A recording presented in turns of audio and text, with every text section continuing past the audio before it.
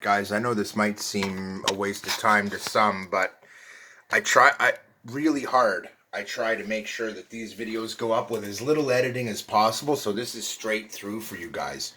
I just want to show you, while this is drying, what I'm talking about here up close. Look at the difference in color. Now, if I had mixed these colors, what you would be seeing would be, again, a totally different color. You wouldn't see this nice silver. It wouldn't be there. There'd be a totally different color. Like this. This isn't what I want. This was the mix, guys. It's drying up nicely, and it's actually a very nice looking color. But it's not the color that I wanted. If I'd have wanted a nice charcoal metallic, this would have been a great way to go. A little less blue, personally. But it's a nice color.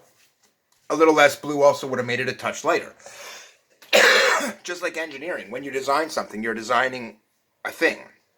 Whether it's a color or a vehicle. In the end, these have to be done again, so I'm just checking them for tackiness. But as soon as you see a little paint on your finger, you're not there yet. This is where patience comes in, and I was just going to wait, guys. And this is what I talked about here. I like to have everything set up on one of these. This is from my geometry kit. And that way only the edges touch, and I find that helps a lot. If you put some wax paper on the edge, that's actually not a bad idea, just to help keep it from sticking. Because if it does stick, you're going to find it rips off the paint, and generally I don't like to have these touching anything, but I find with the metal it's not so bad. But I'm kind of just doing this quick to show you guys, but at the same time I want to do it right. Enough that I clean my brush in between each layer of paint. I let this thoroughly dry out so there's no water contaminating my paint. So I guess you could say I do take it fairly seriously. I do try and produce a good quality paint job, but when left to my own devices, these guys you got to watch for. See this? That, I don't know if you can see this little feller, but it's a cat hair. They're horrible. Horrible creatures. We have a house full of them, and they're lovely, but they are in the way. So I am just going to wait and let this dry. Now what I've done here is I've basically just gone straight to recording a second video. The other one was getting to my limit for video size, so I stopped it at 32 minutes. But this is a tricolor paint job, which means by its nature it will take time. Now if I was only doing this black, this would be its third coat and it would be done. But I'm not, and because I want the silver to stand out well, it can't mix with the black, which means I had to wait the right amount of time for them to dry so that I wouldn't be mixing my colors. Now I have to wait again, but this time, because we're doing a second coat, we don't have to wait nearly as long. In fact, I've only waited maybe 8 minutes, 9 minutes or so. And this time I'm going to put a little more paint on my palette than I did last time. I like to use a little lid for a palette. I like these ones because they have these little features, and they're really great for rubbing off paint and not using too much. So we're going to take this and we're just going to go around and do another quick coat. And I may will go over and do a third coat as well, more than likely. So with these ones, I want to try and make sure they're touching as little surface area as possible. Now see this? That would have been a nasty drip had I left that to dry. It's one of the reasons I'm not. But here, you see this? I'm not doing any good here. This is not helping. Why? Because it's not dried yet. And you see these lines? This is what I was talking about. You actually don't want any of that. And so the natural solution might seem to do this. Paint one side, wait for it to dry completely, then flip it. That's actually what I recommend. So the paint process should be a long one. I actually can't keep going right now. I can paint these guys because they're nice and tacky, but look at how dark that color came out compared to what I have in here. It's a noticeable shade darker, and this is what I'm talking about. So as I paint this with successive layers of silver, it will brighten up some, but not that much, because of the simple fact that I have the black underneath it. And when you have that layer of black there, you're going to find that you have a whole nother color that emerges from the silver that you put on top. And it's kind of cool. I always loved making my own colors. It's pretty sweet. So right now, I am just picking each of these up, giving them a quick once over, and then putting them right back down and letting them kind of do their thing. I was going to say, I seem to be missing one.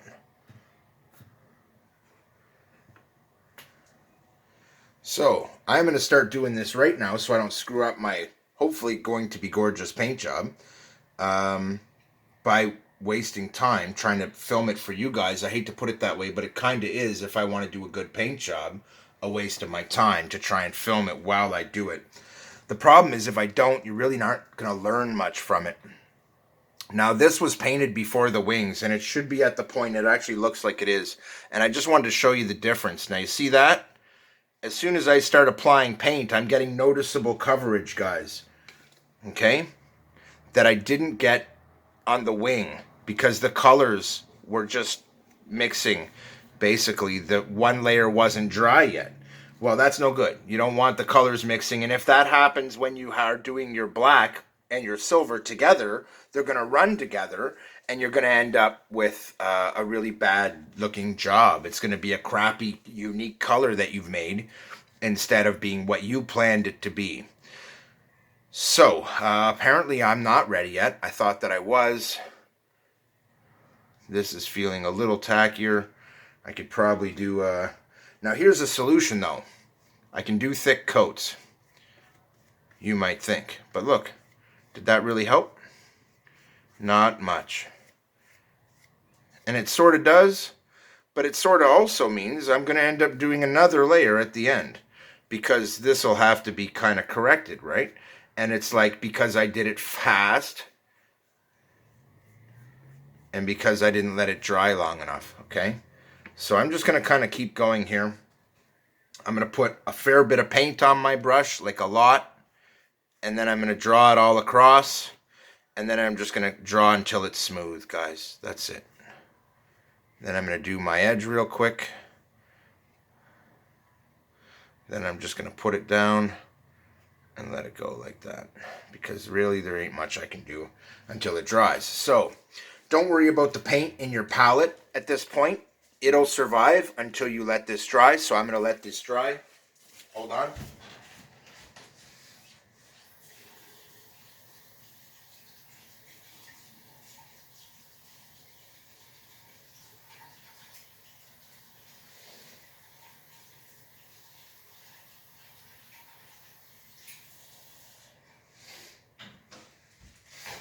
All right, so when I take this to the next step, these have to be dried. And since they are taking a little while, I'm actually going to take my own advice. I'm going to move all this into my window.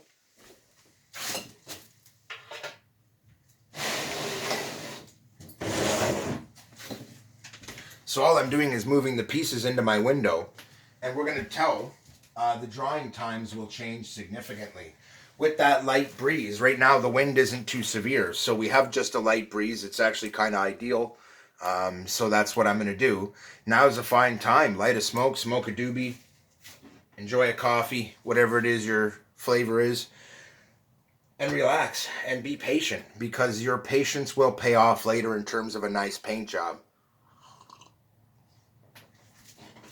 Now, I did want to talk about some other stuff.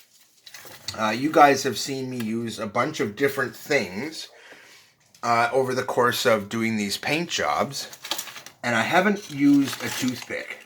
Now, a lot of people do use toothpicks. They are quite useful for certain things.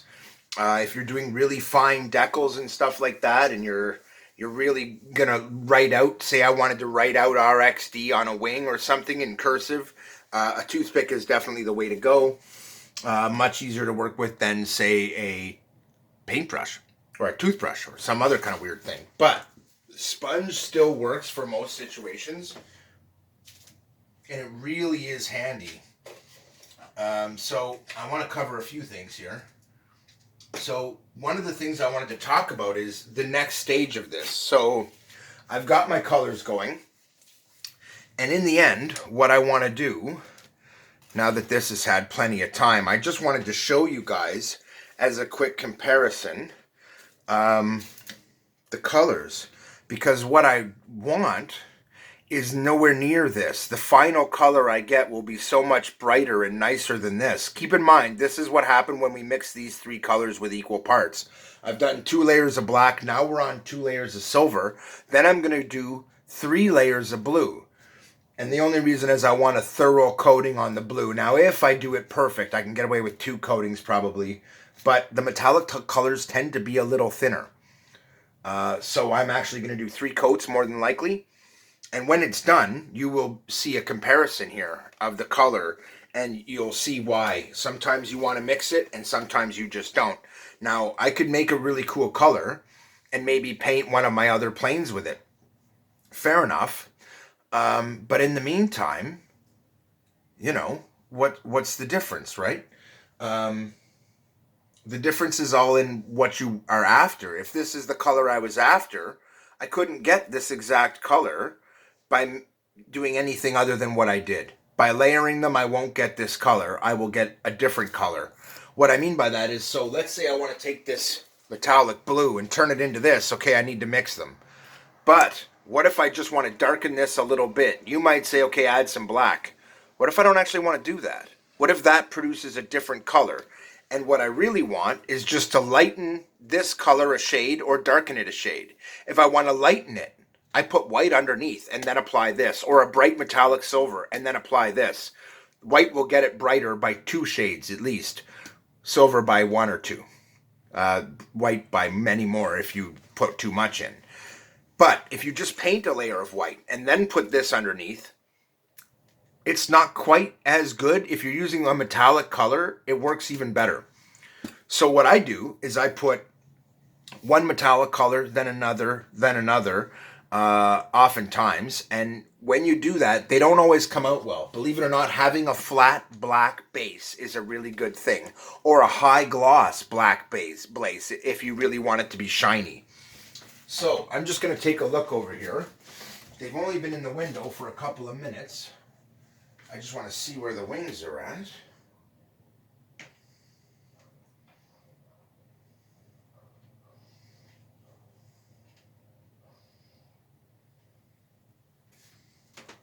They still need time. So I'm probably just going to pause this and let it go. And I will come back as soon as these are done. And that way it'll save this from being too ridiculous a video. Alright, so I didn't want to film the whole paint the next round sort of thing, but this is how they look after the next layer of paint. And you can see they're just getting darker, guys. They are just getting darker here.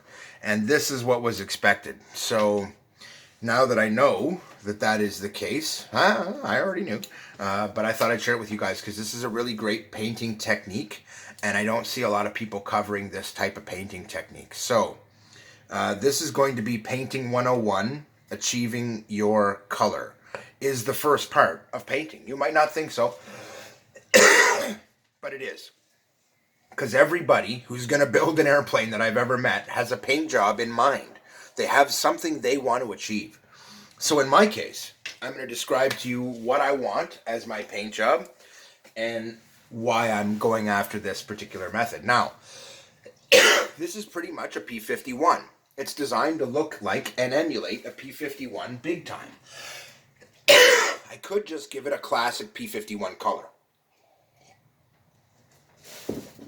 But then I see this new 80% or 70% or 90% size, I can't remember, P51 all carbon fiber build that's modern and gorgeous. And it's done with this darker metallic silver. With carbon fiber and black, and it's really beautiful. And it gave me the idea of one that was going to be this dark metallic silver on black. And that would be good, and I could do that. And then I thought, man, you know, I don't have a high gloss black. I don't really know if I really want to do it in a high gloss black. I don't really know if I really want to do black. What if I did a nice metallic blue with that dark metallic silver? And then I thought, yeah, man, that's it. That's what I want. So now I'm going to do a couple of things. One, I'm going to take an aircraft and paint it just the metallic blue, just so you guys can see what that'll look like. Not so much. Yeah, kind of. Problem is I'm in the middle of tearing them all down right now. This one is a P-51, which I've already built, torn down, tested, have the prototypes built for, and me putting this together didn't contaminate or use those. These are just me building an airplane. So, that being said, I don't really have another one I'm planning on doing right now. I could do that kind of stuff for you guys in this series, but it's really not needed. You can take my word for it. You can go find out for yourself by doing it. But when you layer the colors like this, not only do you get a different color to begin with, but in the end, the color that you get will be a lot more pleasing. I'm already a lot happier with the color I have than I was with this. But when you look at it now that it's dry, and you look at it up close, it's actually a cool little color. It wasn't mixed the best, but it still came out a nice, even color, and it actually is quite nice. In fact, if I was making a private business jet, if that was my build, I might really like this color for that type of an aircraft. But that's not what I want here. What I want here is a P-51 Mustang that has the darker metallic silver look. And since I found the silver that I had was a bit light, I could have just mixed it with a tiny bit of black, and I pretty much could have matched my color to where I wanted it. However, I have found that by layering the colors, one color, the silver, grabs the black and reflects it through. And that's what you're seeing here, the black coming through the silver. Then that all gets reflected through the blue.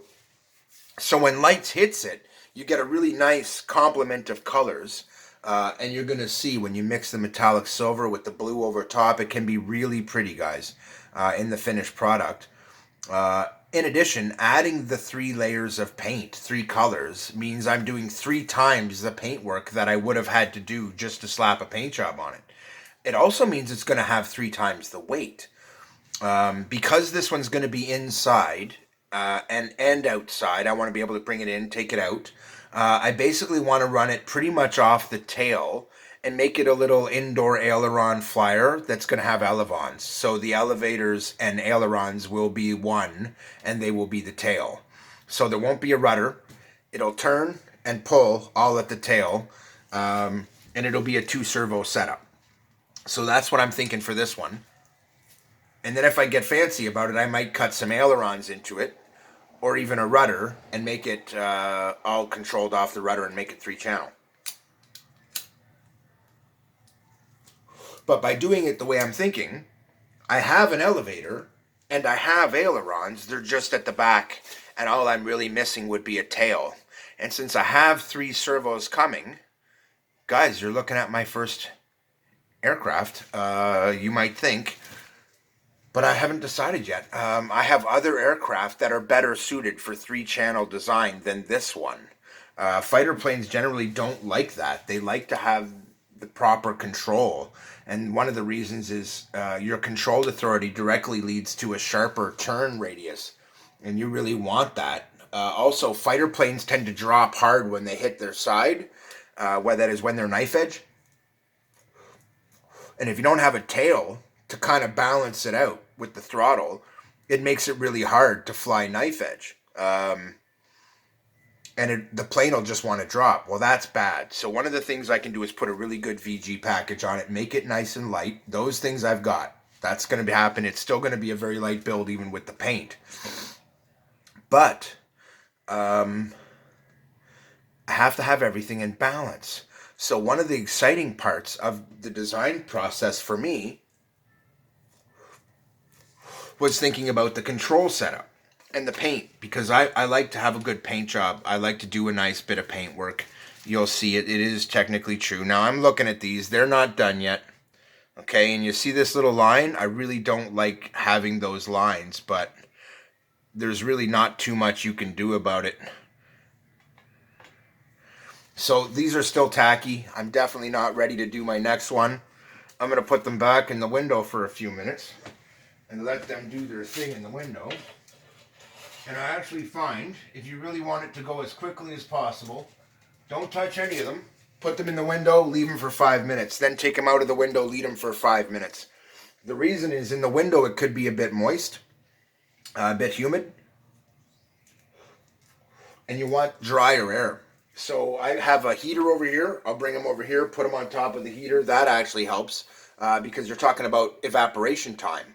And so putting them in front of the window might seem like a good idea, and it is. You get the breeze, and the breeze will help, but only to a point. And what happens is as it sits in the window for more than a few minutes, it starts to cool, especially given that it's still winter. And when they're cold, they don't evaporate as quickly. So you want them pretty much room temperature, and then to put them on a heater. I have a little space heater under here. I can just set them up on top. It is warm to the touch, but just barely. And so I can certainly use that. And I'm going to stop this one. But I did want to show you guys a quick comparison. Just to show you how much darker this color is coming out. Here's a direct comparison with it in the container and it on the aircraft. And it might not look much different there. But now compare it to these other silver aircraft. And you can see its stage is darker than this one. And you can see it's darker than these ones. But not hugely. But it is noticeably darker. And it gives it a much darker flavor. And I happen to really like that. Anyway, I'm going to cut out. And I'm not really sure what to do with these guys. On one hand, I want to have it so that you can see every single part of this. On the other hand, this is really boring. It's watching paint dry, man. So I'm just going to pause and I'll come back. So, while layer 3, or 4, I can't remember anymore, starts to dry, I wanted to bring your attention to how much darker this is now than, say, this guy, which has just the silver. You can see how much lighter what is than the other. On the color scale, it's at least a couple of shades. Well, that's good. So if you'd have wanted a darker metallic silver, this is a good option for you. And you will get a nice black color. No, you'll get a silver that's darker. These ones only have 2 layers of silver, but they're done nicely. And look at the color that came out of it. It's a gorgeous color of silver. And it's even nicer than the color on the wings, but the wings aren't done yet. I still have some in my palette here.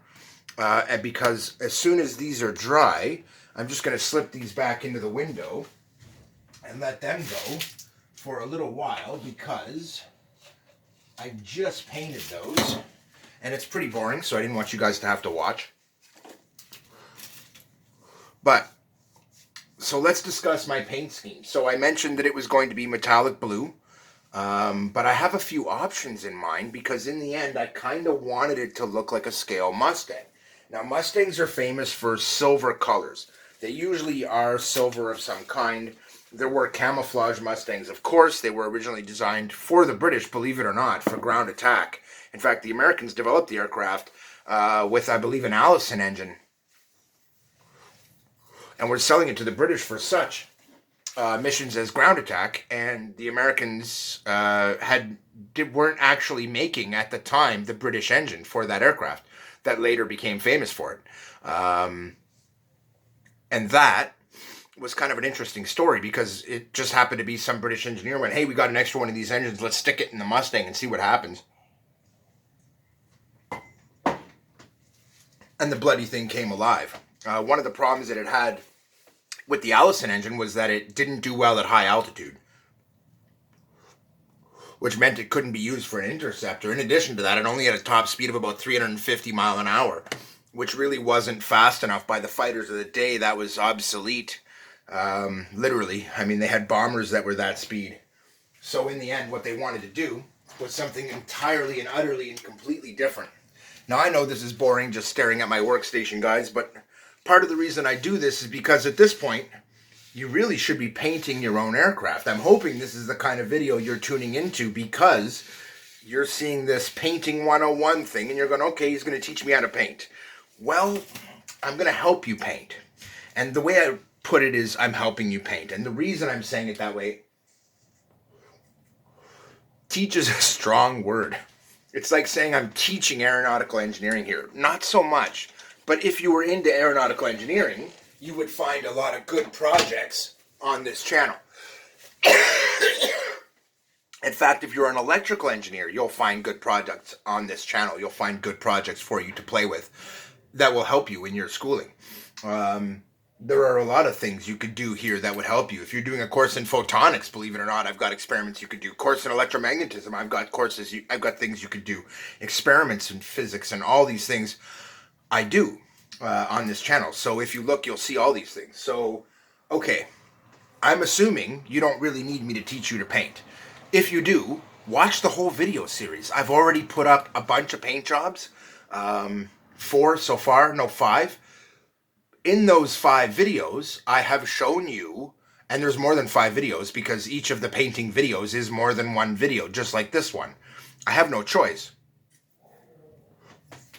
If it was only one video, the bloody thing would have to be hours long. And I'm just not into hours long videos on painting. I'm guessing you guys probably aren't either, because that's boring as hell. And so that's not what I want to present to you. But at the same time, painting takes patience, guys. It takes real time. And if I lie to you about that or misrepresent that, then I'm doing a disservice. Now look at the dark color this is turning out. Okay, I need another coat, but in the end, guys, I'm really, really starting to like the way this looks.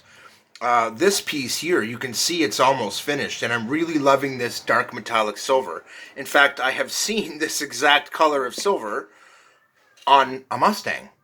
In fact, I've gotten almost exactly the color of silver that I wanted for this Mustang, and these aren't going to get the metallic blue treatment. They're going to stay just the way they are, because I really like this color. And what I'm going to do is I'm going to put these on the airplane just as they are, in silver, because I happen to like it. In addition, it's not a custom silver. I can just add more silver on top to touch them up. So let's do that. And you can see here, these are looking pretty good, but you can see the little details. And when this is on the plane, these will be exposed, guys. These will be showing. In addition, they're aerodynamic pieces, which means if you can fill in these little gaps with paint, that is better. So I'm just going to grab it by the ends, flip it around, and try and make sure that I have every little granny crack and crevice covered.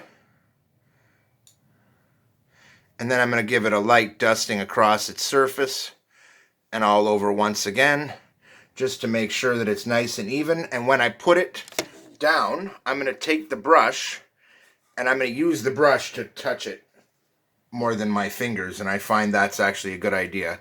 So again, I'm just going to take it, run it down the edge, try and get all those little cracks and crevices filled.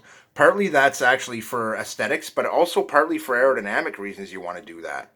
So it is kind of important. And now that I've got that done, we're going to set that down. And you'll notice every layer I put on is actually going to make the silver brighter, guys. It's one of the reasons I could have stopped right there, and it's one of the reasons I wanted to show it to you. We've got black underneath this. The farther I get away from that black, the lighter the silver will be, which is fine if I want light silver. But what if I'd have wanted that really dark, dark silver? Okay, well, I've lost it now. I can't reproduce it without going back to base and painting it black. And even if I did that, it still wouldn't be identical because there'd be a different amount of paint underneath it. So this is one of those things, guys, where you kind of have to call it when you call it. Be willing to settle for something less than perfect that is good, or strive for perfection and spend a really, really long time at it, guys. That it is that kind of thing when you're painting little details like this. I would rather have it be really, really close to what I was originally aiming for. So this is what I mean. So it's a lot easier to touch it with the brush without it sticking to me. or my work, and if it does, I can just kind of slide it off, and since the brush has the paint on it, it's just the best possible way. Now, I'm liking the look of this color. You see how clear it's coming out? I really took my time and let it dry properly on here, and look how smooth the paint is, guys. It's perfect. Whereas when you look here, you don't see that, because I didn't wait long enough in between the layers. And I'm probably about to do the exact same thing right now and touch it before it's really ready, but we'll see here. So that's looking better. I'm just going to put this aside because I'm basically doing one side at a time here. So what I do is I pull one side, I paint it, and then I flip it.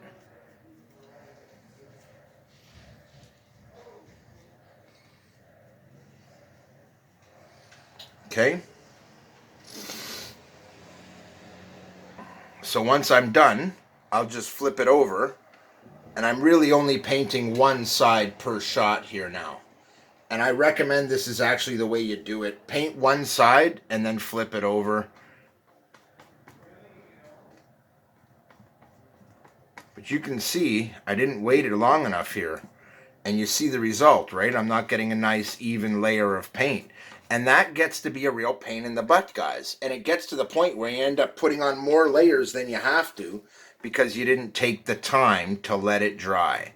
So, in this tutorial, I have said at the beginning that I will commonly make mistakes to show you guys. And I really find that's the best way. When you see what happens in front of your eyes, and you can see what happens here when you do it right, and here when you do it wrong, and you see the difference, suddenly it all becomes clear, and you know I'm not just being a jerk, but I'm trying to teach this to you, because I want you to have these examples. I would rather have my whole aircraft be this color, guys, than this color I'm seeing over on the left, and that only came from taking the time.